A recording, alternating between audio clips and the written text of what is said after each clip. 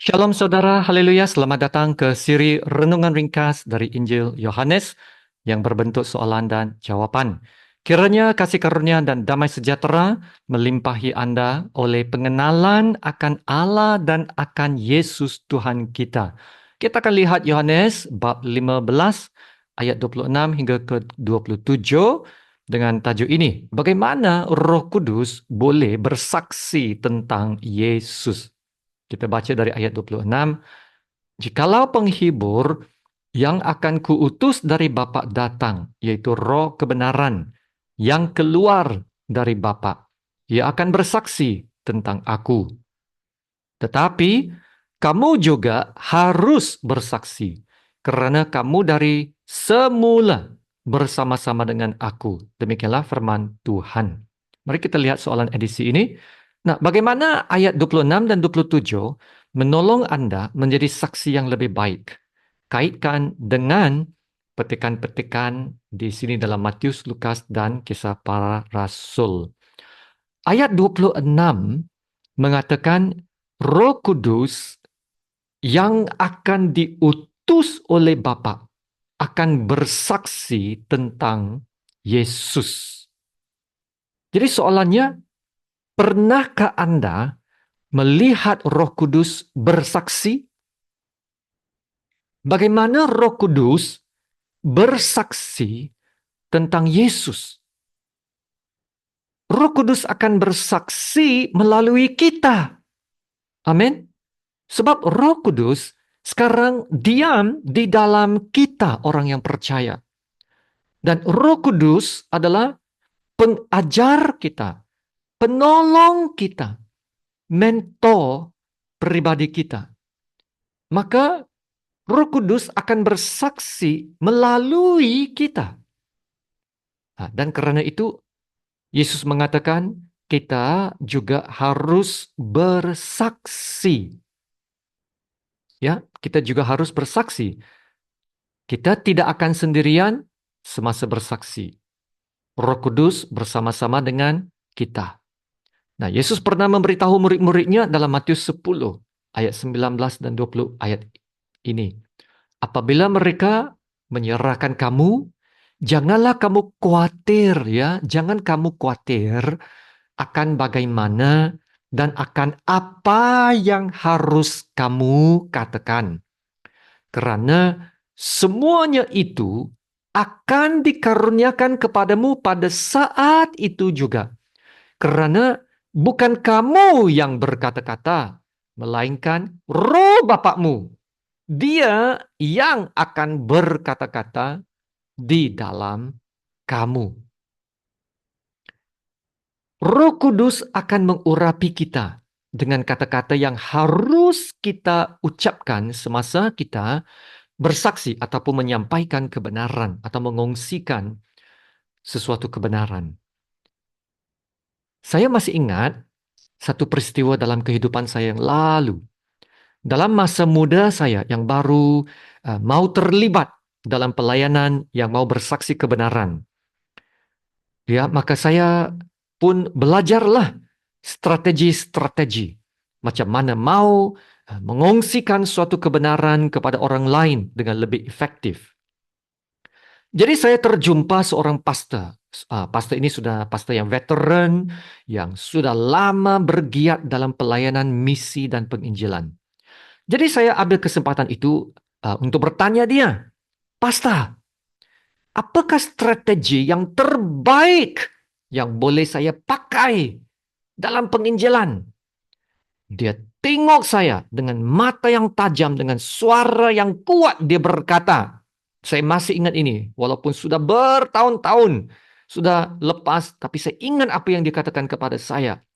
Bila saya tanya tentang strategi yang terbaik, dia berkata, kamu tidak perlu apa-apa strategi.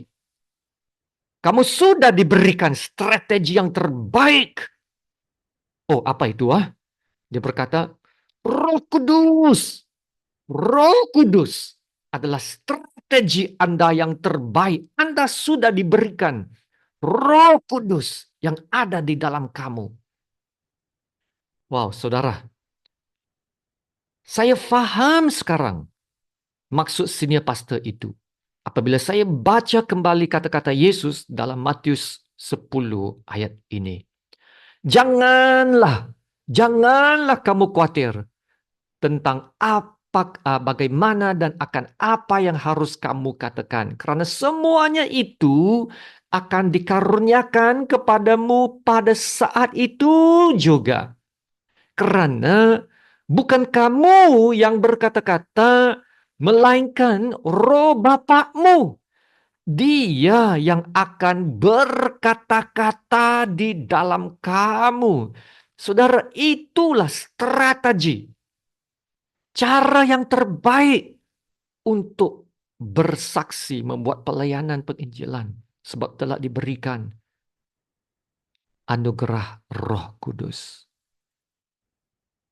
Ya saudara, kalau kita mau mengalami urapan dan anugerah Roh Kudus dalam Matius 10 ini, kita harus melangkah keluar untuk bersaksi.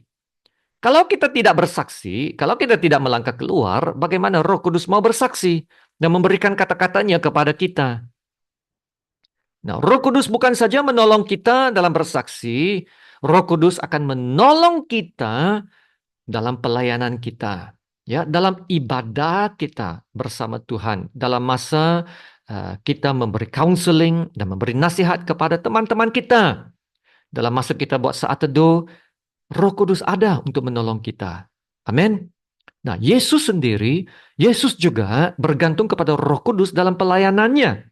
Dalam Injil Lukas bab 4 ayat 18-9 ini ada mengatakan, Roh Tuhan ada padaku, Yesus berkata, oleh sebab ia telah mengurapi aku untuk menyampaikan kabar baik kepada orang-orang miskin, dan ia telah mengutus aku untuk memberitakan pembebasan kepada orang-orang tawanan dan penglihatan bagi orang-orang buta, untuk membebaskan orang-orang yang tertindas, untuk memberitakan tahun rahmat telah datang. Haleluya. Jadi saudara, kata-kata ini yang daripada Tuhan Yesus seharusnya mendorong kita untuk bersaksi. Karena pelayanan kita akan disertai kuasa Roh Kudus. Seperti mana Roh Kudus juga telah menyertai dan mengurapi Yesus Kristus. Saudara, kita diperkuasakan untuk bersaksi. Dalam Kisah Para Rasul bab 1 ayat 8 berkata, tetapi kamu akan menerima kuasa. Kamu akan menerima kuasa kalau Roh Kudus turun ke atas kamu, dan kamu akan menjadi saksiku di Yerusalem dan di seluruh Yudea dan Samaria dan sampai ke ujung bumi. Roh Kudus akan bersaksi tentang Yesus. Dan Roh Kudus akan melakukan hal itu melalui murid-murid Yesus. Jadi murid-murid Yesus akan diperkuasakan oleh Roh Kudus untuk bersaksi. Murid-murid Yesus tidak akan sendirian dalam hal bersaksi ini. Mereka akan diperkuasakan untuk bersaksi. Haleluya. Maka saudara, murid-murid Yesus perlu pergi bersaksi supaya pekerjaan Roh Kudus dapat dilaksanakan. Sekiranya murid-murid Yesus tidak bersaksi, jadi kuasa dan kesaksian Roh Kudus juga tidak dapat dinyatakan. Mereka tidak dapat melakukan perkara-perkara besar untuk Tuhan. Tapi perhatikan apa yang terjadi pada hari Pentakosta. Pada saat murid-murid Yesus diurapi Roh Kudus, hidup mereka berubah.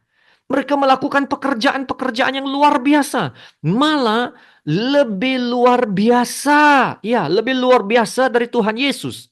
Kali pertama Petrus memberitakan Injil, 3.000 orang diselamatkan.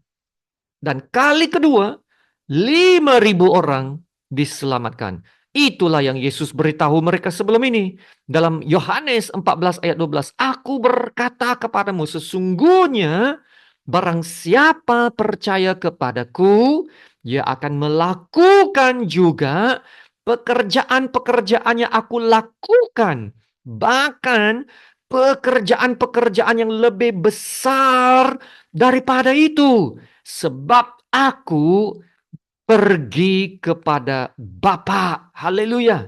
Murid-murid Yesus telah melipat gandakan pekerjaan Yesus karena telah diperkuasakan oleh Roh Kudus. Amin. Haleluya.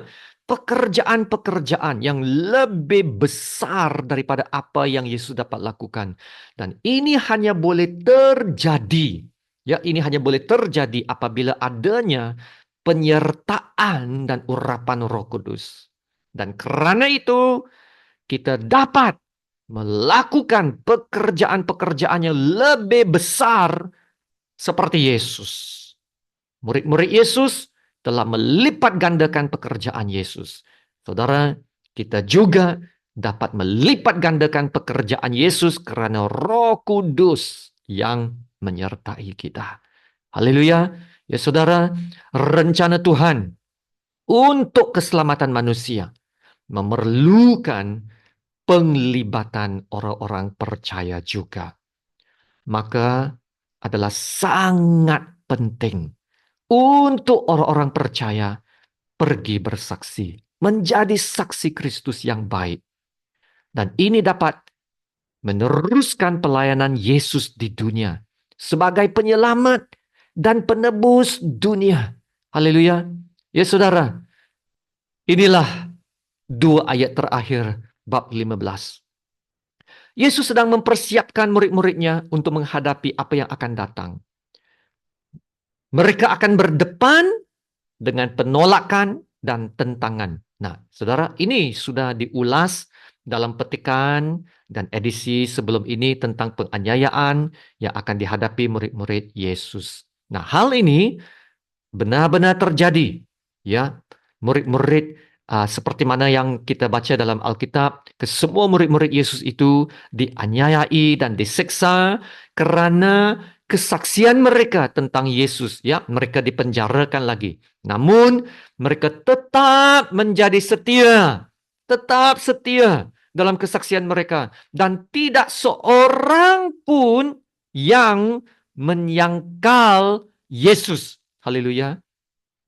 Tidak ada seorang pun yang menyangkal Yesus. Mereka setia sampai akhir dalam kesaksian dan iman mereka kepada Yesus. Tapi ingatlah, murid-murid Yesus juga diperkuasakan oleh Roh Kudus untuk menjadi saksi bagi Kristus. Maka saudara, bangkitlah jadi saksi Kristus dalam kuasa dan penyertaan Roh Kudus. Jadilah saksi yang baik. Bukan saja melalui perkataan, tetapi juga melalui perbuatan kita, kehidupan kita, kasih kita, dan kekudusan hidup kita. Nah, dengan itu, kita menjadi murid-murid Yesus yang setia dan sejati dalam melaksanakan perintah yang terpenting, yaitu amanat agung. Amin. Terima kasih Tuhan Yesus. Mari kita berdoa. Bapa kami yang di surga, terpujilah Allah Bapa yang Maha Kuasa, yang Maha Mulia, yang tertinggi. Terima kasih Bapa untuk firman-Mu. Terima kasih Bapa untuk anugerah Roh Kudus yang sekarang diam di dalam kehidupan setiap orang percaya. Dan karena itu, hidup kami tidak dapat menjadi sama lagi. Karena Roh Allah yang diam di dalam kami. Roh Allah yang sentiasa bekerja, mengubah dan memperbaharui hidup kami. Supaya kami dapat menjadi saksi yang baik. Ya Bapak, ramai daripada kami yang belum sempat bersaksi. Mungkin karena takut, atau tidak yakin, atau tidak pasti. Ya Tuhan, hanya Engkau saja. Ya, hanya Engkau saja yang dapat menggerakkan hati kami.